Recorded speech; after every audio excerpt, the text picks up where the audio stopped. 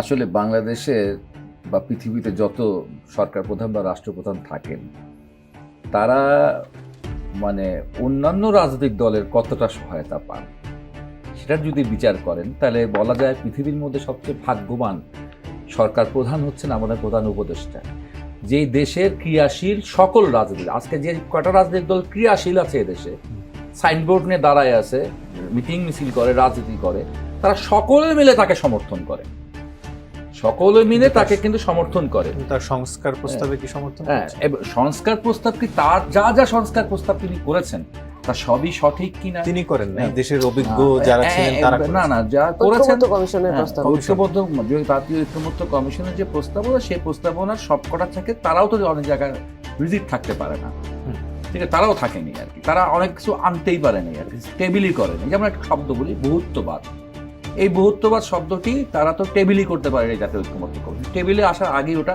বাতিল হয়ে গেছে, প্রথম দফাতে 1-to-1 পার্টিকুলার করে বাতিল হয়ে গেছে। বেসিক্যালি এটা বুঝতে হবে যে সংস্কার শুধুমাত্র তার ইচ্ছার ব্যাপার না, সংস্কার বাংলাদেশের মানুষ চায়, সংস্কার বাংলাদেশের রাজনৈতিক দলগুলোও চায়, দেশপ্রেমিক রাজনীতি যারা করে তারা প্রত্যেকেই বাংলাদেশটাকে বাঁচাতে চায়, বাংলাদেশে বাঁচাতে চায়।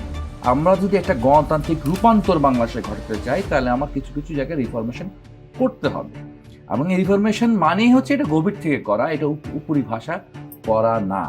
কিন্তু সেই গভীর থেকে যে আপনি রিফরমেশন করবেন, সেই রিফরমেশন করার ক্ষেত্রে তো হচ্ছে কতগুলো জায়গায় আমাদের হচ্ছে মানুষকে আস্থায় আনতে হবে, কতগুলো যে খুব পরিষ্কার করতে হবে। প্রথমত এই সংস্কারের একটা কতগুলো মোটিভ থাকে, এখানে বেসিক মোটিভটা কি? বেসিক মোটিভটা হচ্ছে যে রিপ্রোডাকশন অফ অটোক্রেসি, এটাকে আমার রেজিস্ট করতে হবে, অর্থাৎ যাতে ব্যক্তিতান্ত্রিক স্বৈরাচার যেন আবার এখানে তৈরি না হয়।